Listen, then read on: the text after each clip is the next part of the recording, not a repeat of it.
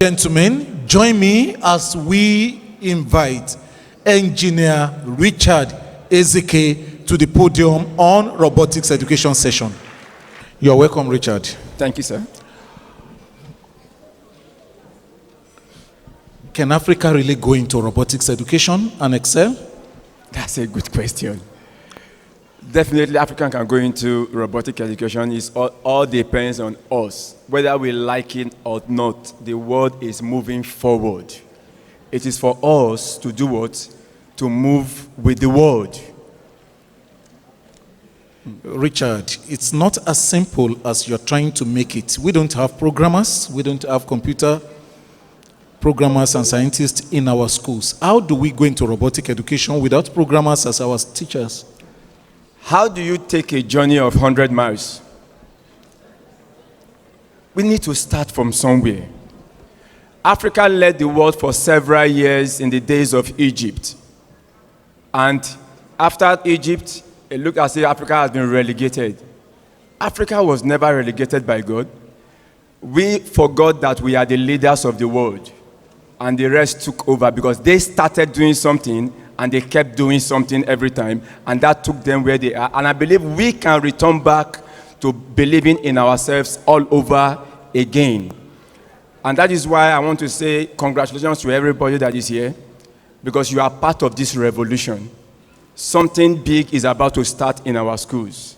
We need to begin to believe again that we are going to have a better future. The children we teach every day, these children are 21st century children. Their mindset is different. When you are trying to bring them to the same level you operated at their age, you are trying to relegate them to what they are not. And that is the battle that is currently going on between parents and children, teachers and pupils in school.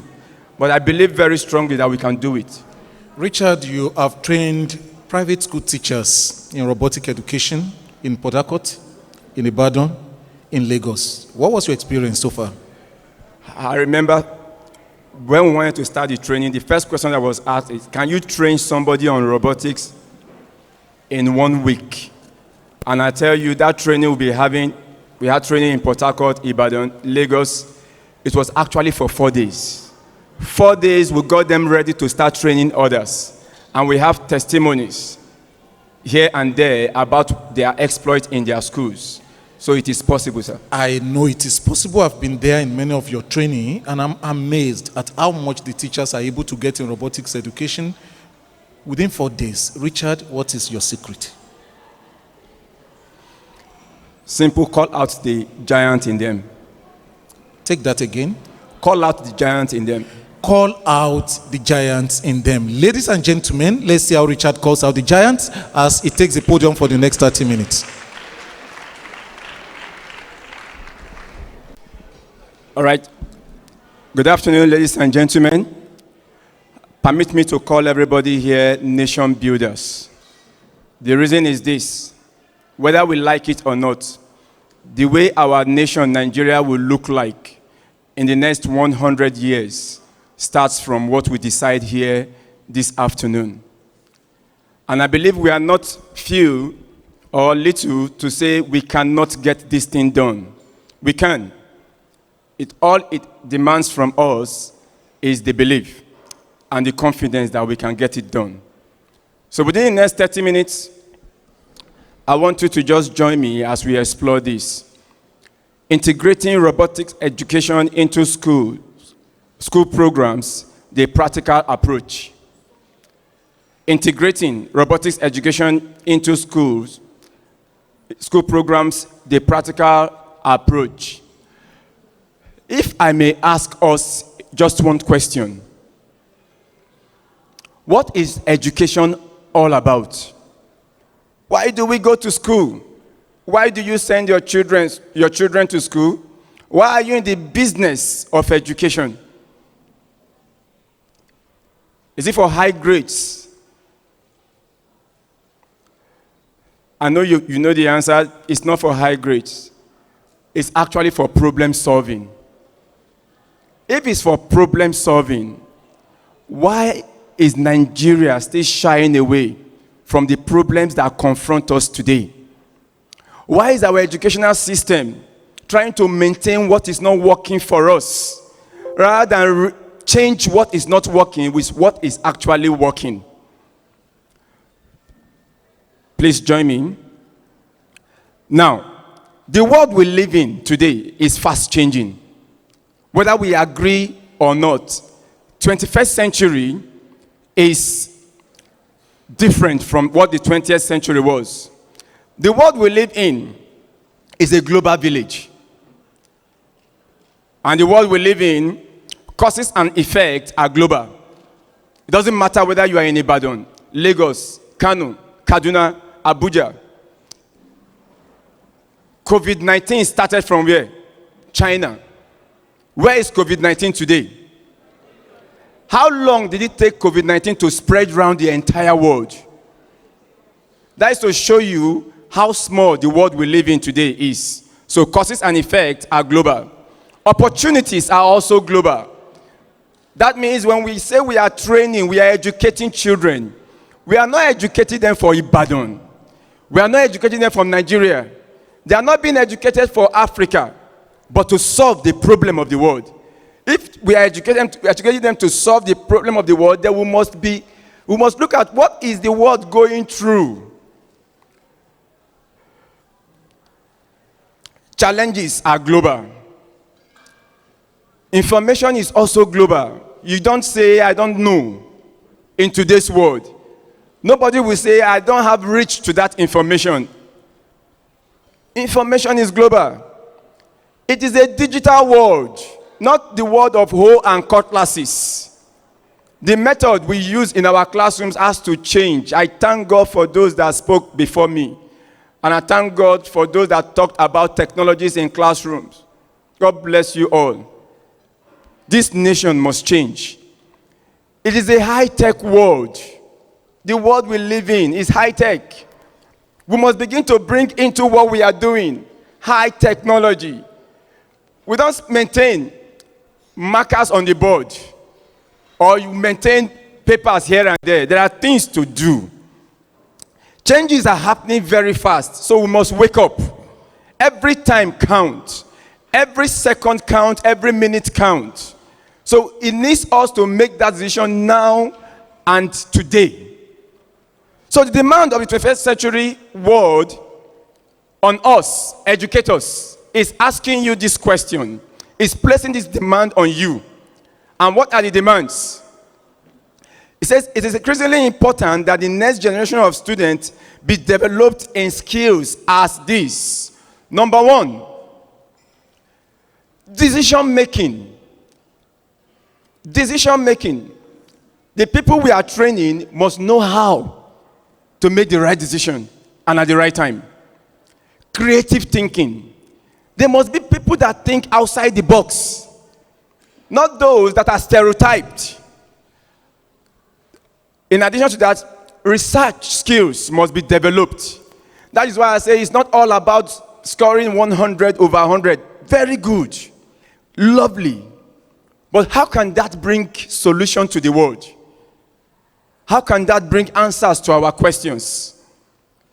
The same is asking us, we need people that can go into what? Skills that can equip them with what? Team working skills. Team working skills.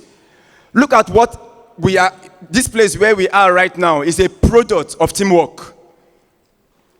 And problems of the world today is asking people to collaborate.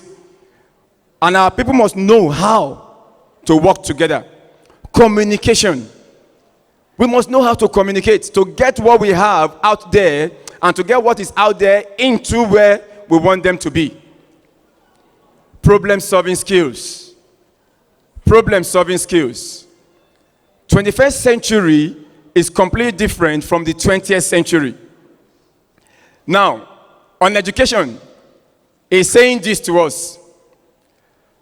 Says the 21st century world is making a higher demand. Not the same demand, not the usual demand, but a higher demand on our educational system to solve its problems. It's placing a higher demand, telling us that our system that we used in the 80s, in the 70s, 60s, 90s, 2010, even 2020 may not be relevant for tomorrow. So because that is the reason education is dynamic. And the only time you become obsolete is when you are static or trying to make it static.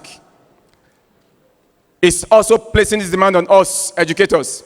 So it's demanding a global approach to problem solving. Global approach. For the world is now a global village due to high-tech information and communication system. So on this, it's saying to us, it's demanding for a global-minded, educated people to solve its problems. Which means, when you say you are raising the leaders of tomorrow, are you raising them with global-mindedness? Are you looking out, or are you just looking only inward?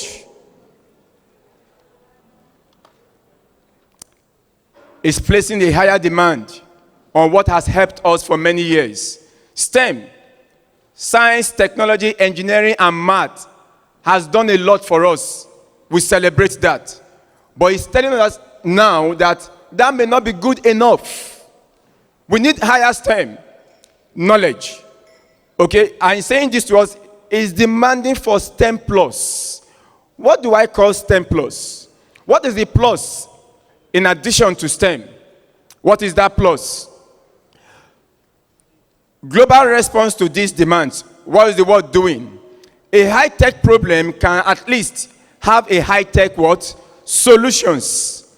And here it says the use of assistive technology in a new way in education. I will speak on this a little. In the past, when you talk about assistive technology, people think of those that are disabled. That is the first thing people think of. How do we help a child that is having hearing problem to learn? How do we help a child that is having sight problem to learn? But today, assistive technology has gone beyond that. Because every one of us, we need help, one way or the other. And what is helping us to do that is technology. Now, it's saying here that assistive technology is any device, software, or equipment that helps people work around challenges so they can learn, communicate, and function better. Now, what is the assistive technology I am trying to introduce to everybody in this place? It is what we call what? Robots. Robots. First, what is a robot? A robot is any automatically operated machine that replaces human effort, though it may not resemble human being in appearance, but perform function in a human-like manner. That is robots. You and I know from the video, from the pictures we saw earlier, we saw robots doing work in military, in sports, almost every facet of life. Welcome to 21st century. That is why they say those that will be relevant in this century are those that will either work with robots, work on robots, or work alongside robots. Which means it's a robotic world. And if it's a robotic world, we have no excuses. Not one. Not to begin to look in that direction. We have ignored it for too long. We have given reasons that are not tenable. I don't know what we will tell our children in 10 years' time, 15 years' time, when they become enslaved, like almost this generation was enslaved. Somebody spoke here about the fourth industrial revolution. The fourth industrial revolution. Africa was enslaved in the third, second, and even in the first. Are we going to allow it happen in the fourth industrial revolution? The world is changing, and we need to change with it. Now, we look at robots as assistive technology. It says, robotics is the engineering discipline dealing with the design, construction, and operation of what? Of robots. Then, it is a technology that incorporates multiple fields of what? Of study, multiple fields of study. That is why you don't say robots are for the science students. It's not for the science students. It's not only for those that are interested in engineering. Robot is for everybody. Because you will one way or the other interact with robots. Do you know there are some hotels you will go to? You won't meet any receptionist when you enter. But what you will meet are robots. Robots will attend to you. Just like receptionists will attend to you. Probably you will say, where is that happening? May you not meet it when you are not ready. Hello? I just want to say something. May you not meet it when you are not ready. Imagine a robot confronting you, presenting information to you, and you don't know how to go about it. You will just stay there, others will come, and they will move on. That will not be our portion. Okay? Now, it is a practical application of what? STEM knowledge. Now, let's begin to cruise home with the reason I am here. Robot is used in education in the following ways. 1, a robot can be a tutor, a teacher. We saw one earlier. A robot can also be a tool in the classroom. And a robot can also be a student, pair, encouraging them to perform better. Now, let's see pictures. In this picture, what is that robot doing? It's teaching. Is there a teacher in that classroom? What is that teacher doing with the people in that classroom? What is the teacher doing? The teacher is working alongside with what? The robots. As a teacher, do you think you need the knowledge of robotics? You are not answering me. Okay? In this picture, it's a learning tool. The robot here is in pieces. It needs to be assembled before it will make sense. So it's a tool for learning. In this place, they've already assembled a robot, connected to a computer, and ready to program. It is fun to program robots. Hello? I enjoy doing so. Do you know what it means to give life to something that looks as if you can never have life? Maybe we can ask God how he felt when he created man. You will now understand what I mean when I say, well, you program a robot. You see something obeying your instructions. I don't know how you feel when you see something obeying your instructions. Now, look at robot here as pair. The little boy is raising up his hands, his finger. What else is doing so? I believe a question must have been asked. And the boy has answer to the question, and the robot too has answer to the question. Can you imagine a world where you will never be lonely? Where there is somebody to talk to.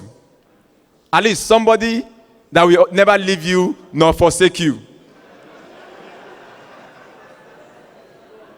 Do you understand? You now see, when I say it's for everybody, one way or the other, we need to stay with people. There are some robots that are designed for homes.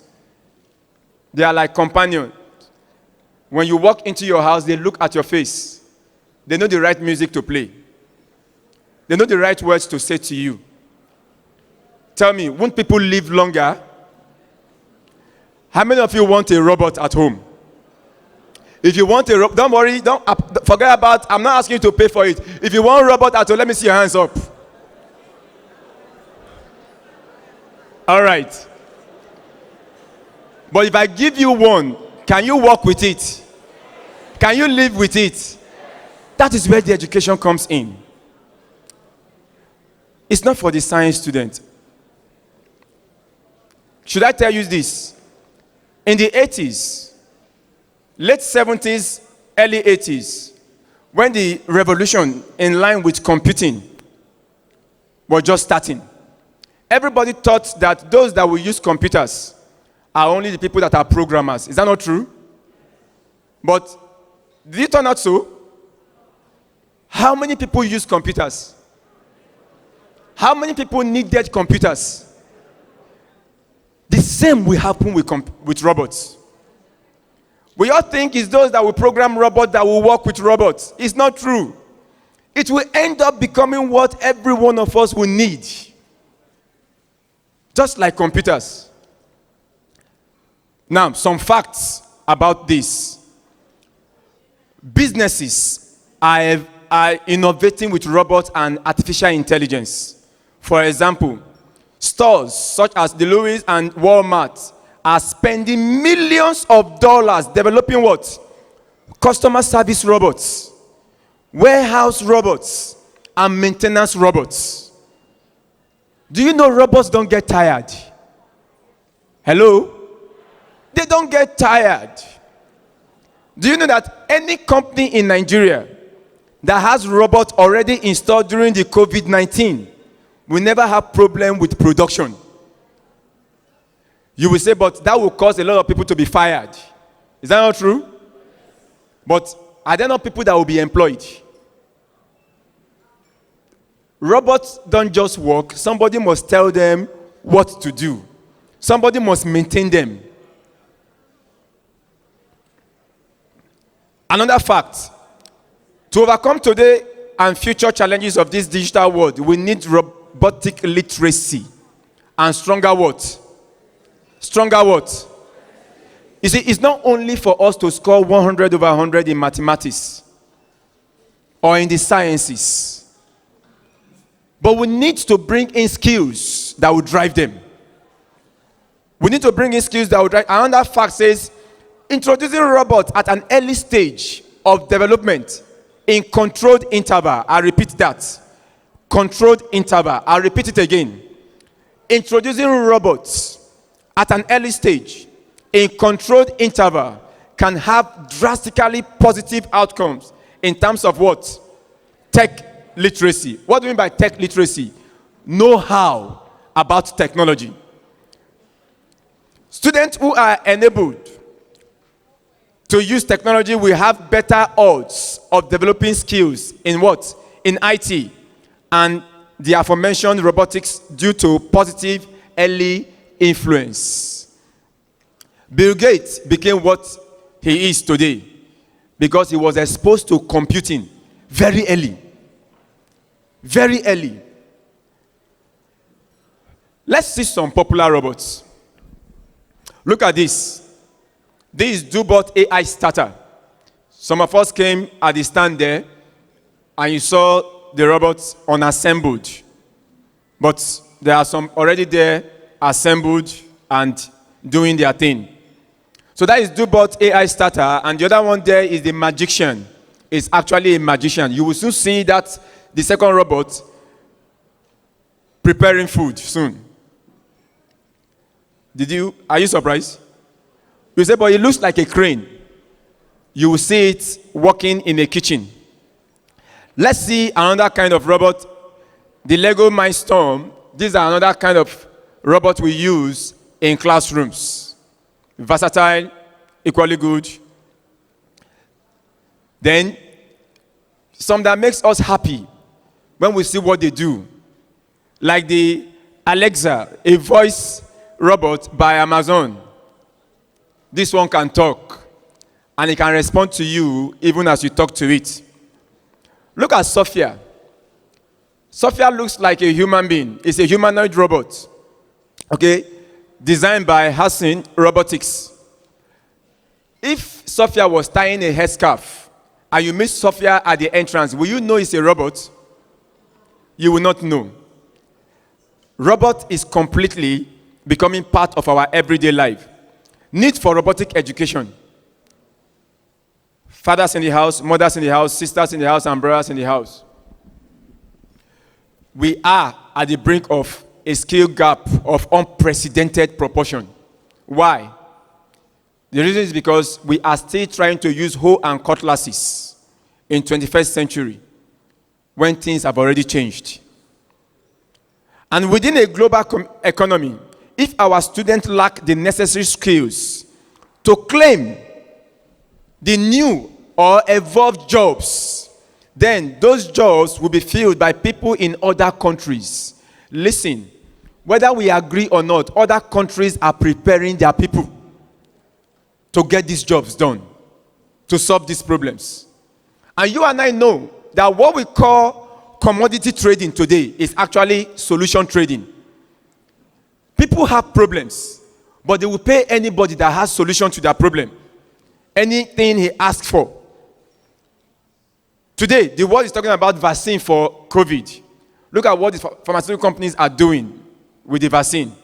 They have become giants. And the superpowers are controlling the smaller countries with what again? With the vaccine. Do you want our tomorrow to be like that? Need for robotic education. Application of robots in hospitality, education, medicine, sports, defense, etc. are making interaction with robots a common what? Occurrence. Do you want your son to be a soldier? He may need to fight alongside robots tomorrow, or even fight a robot tomorrow. Do you want your daughter to be a medical doctor? She may get to a stage where she needs to work with a robot, or be the one controlling the robot. I tell us, time has gone when people will need to fly to US or Dubai for medical treatment. They may be in a theater in Nigeria, while the doctor that will conduct the operation will be in US, just pushing and pulling buttons. You see, it cut across every field. Every field. The future is for the taking by those that can work on robots, with the robots or alongside robots. If we don't get them ready, if we don't prepare them, they may lose their chance in tomorrow's world. They may lose their chance in today's world. So you see, we need to get started. Why do we need to do this in our classrooms? Why do we need to bring robots into our classroom? Learning about robots is fun. Children like anything they enjoy. They like it. They want it. They want to work with it. Learning occurs naturally. Because they like it, they will easily learn that thing. Because children, once they enjoy a thing, they open up themselves to learning about that thing. As a result, fun is derived and teamwork is actualized. Strong STEM skills are acquired. Because in programming a robot, your logical reasoning must be sound. As they keep on programming, their logical reasoning will be refined. Their mathematics, they will begin to find use for those calculations they are learning. They don't know what they are to be used for. They will work with sensors. Sensors that they will have learned about in biology, probably in one animal or one thing or the other. They will see those sensors playing out in robots. A lot of things that they learn in physics, a lot of things they learn about sociology and the rest, they see them playing out as they work with robots. Now, advantage of robotic education still is, say, it improves performance in STEM-related subjects. You see them doing well in their sciences and maths. Definitely because they are enjoying what they are doing. Mathematics will no longer be boring to them. You will need to force them or cajole them to do their work. They will want to do it. It motivates students to want to be in school. Imagine a child that worked with robots yesterday, and that child is not feeling fine today. That child will go to school, I tell you. Why would that child be motivated to go to school? Because he wants to work with robots again the following day. Robotics can be a launching pad for students to realize their passion. Listen to me. You can't tell what a child can be, just as you can't tell how many fruits is in a seed until you allow them explore. Robotics will allow them to explore. It will open them up to greater things. Quickly, creative thinking. The advantages now. 1, creative thinking. 2, engagement. 3, preparedness. 4, programming skills will be developed. 5, perseverance. Let me talk on this a little. One of the characters that we need for 21st century survival is perseverance.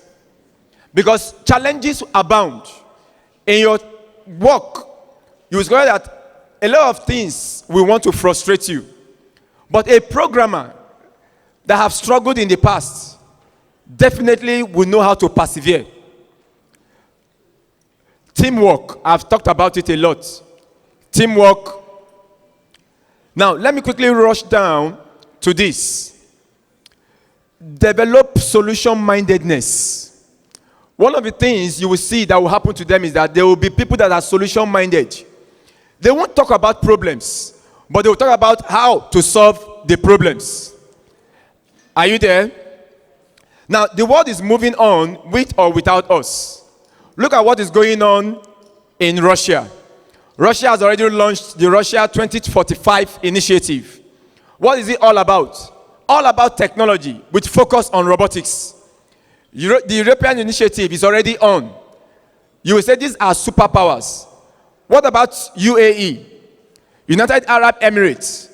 They've already launched their own robotics and AI initiatives. What about Africa initiatives on robotics? What about Nigeria initiatives? Okay, that is why we are here. How can we get there? How? What is the way forward? We have to make conscious effort towards educating our students for the 21st century challenges to make them relevant. Conscious effort must be made. Number 2, robotics education is the converging point, and robots are the tools for this.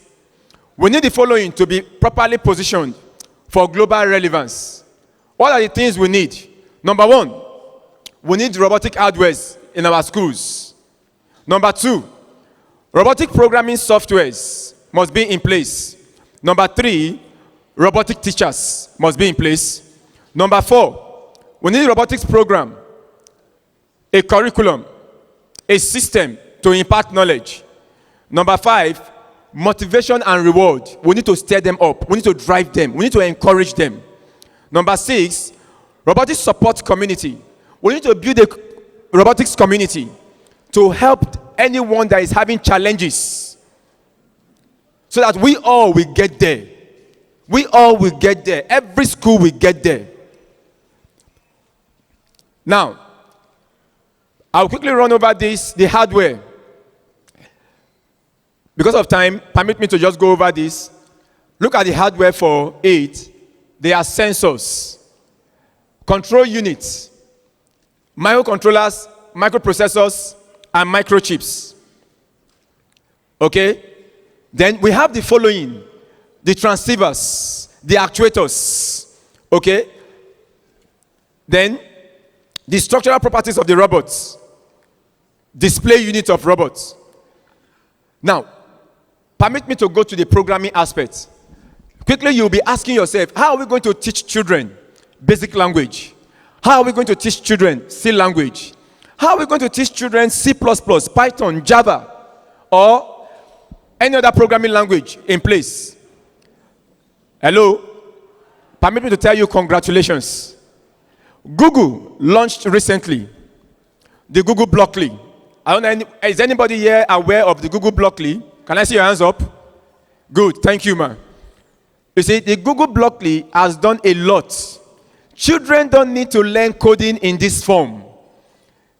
They do it as if they are stacking codes. See the way it's going to look like when they write the codes.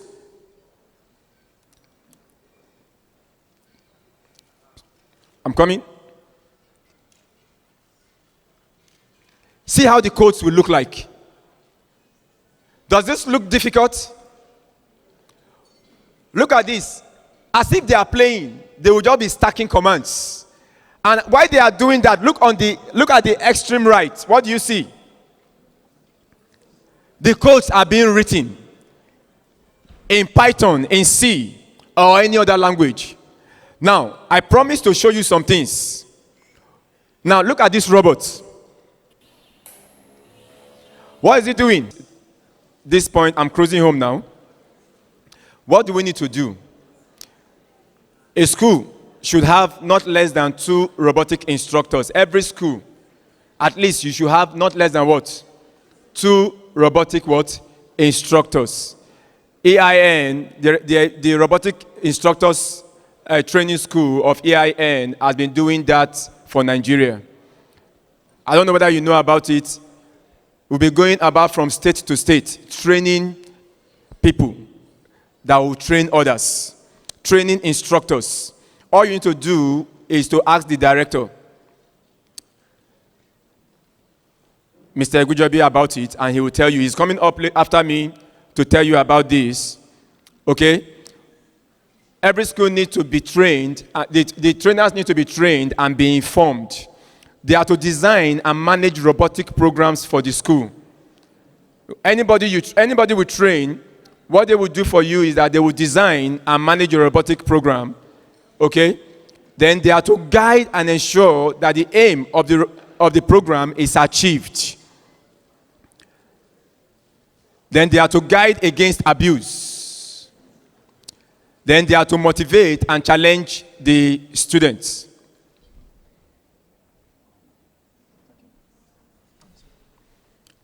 Okay, they are to prepare students for what? Competitions. Because the only way we can drive and move very fast in this nation is if there be what? Competition amongst people we are training. That will help and move us faster. Now, let's see robotics program. I've already told you about what EIN is doing. You just get connected to it. Then number 2, how do we now go about the training? Hello? Some schools will say, how do we go about the training? How do we incorporate it? Our hands are already full. Some of our students are already offering 12 courses, 13, 15. How are we going to add this? It can come as an after-school program, if you want, or holiday program, or you can make it a club program, something they can do in the clubs, like the jet clubs, or you create a robotic club in your school, or it can be integrated into the school program. Some schools are already starting another method of creating their own robotic school to run parallel with their normal program. What time should we allocate to it? It says it depends on your teaching program. What time should we allocate to it? All depends on your what? Teaching program. Then remember, anything you do, motivation and reward is key. You must equip the school. Commendation. Achievement must be celebrated. Publication and awards. What they do, whenever you are preparing your yearbook, add it there. Tell parents about it. Celebrate those children.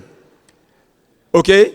Internal and external competition, get them registered for it. Then let me tell you about this. We here, what we recommend for you strongly is actually DoBot.